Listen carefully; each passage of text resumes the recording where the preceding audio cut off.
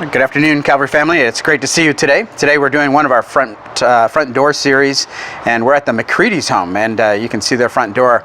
I appreciate so much Paul and Jenny and allowing God to use their home. They use it for life groups, and many people have come in and out of their doors through the life groups, but also with their local community, friends and neighbors, people that they meet throughout the city. I appreciate their heart and desire just to connect with people and build relationships as well. And so we're here at their front door this morning. As we get started, I want to give a little bit of a history lesson quick, as we've been looking at the book of Jeremiah. Jeremiah, it's important to remember, if you go back to chapter 1, you'd read there about the kings that he served under, that he was a prophet to. But just as a quick reminder, Josiah reigned for about 31 years, and then he had one of his sons, Jehoahaz, who reigned just 3 months, not a long-term king, and then Jehoiakim, who we'll actually cover today in chapter 25, reigned for 11 years, and then Jehoiachin, Jeconiah is another name, and Coniah, all three of those names reference that same guy, and then Zedekiah, who is the last king going into captivity with Babylon.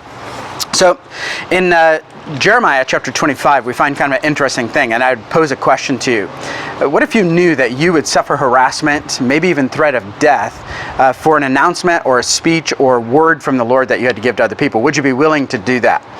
Well, we find that Jeremiah is exactly in that position. He goes to the king and he tells the king about the judgment that's actually coming, and the call to the people to turn again back to the Lord. This is probably about 20 years before they actually go into final captivity with Babylon. And the king, rather than turning, you would think he'd humble himself and say, okay, let's correct this. The king just gets mad and says, we're now going to take this guy and we're going to actually kill him. But thankfully, one of the older men stands up and says, hey, wait a second.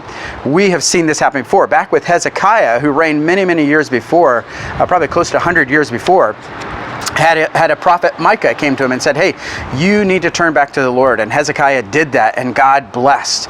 And so this man says, we need to listen to what Jeremiah is saying. Well, it didn't change the heart of the king. In fact, the king, what he did is went and sought another prophet and killed him.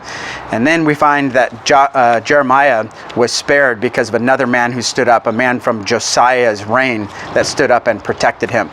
But either way, Jeremiah's response is this, you can do to me whatever you want to do, but know this, that the Lord is going to protect me, the Lord will defend me, and if you kill innocent blood, the Lord will hold you accountable as well. Kind of interesting chapter, interesting history about the people of Judah, and I encourage you to take a look at Jeremiah chapter 25. We're looking forward to seeing you on Sunday. It's our first Sunday fellowship. We remember what Christ has done. Although we're not together, we can still remember, and look forward to seeing you in the message out of Ephesians chapter 2 on Sunday as well. Take care and have a great day.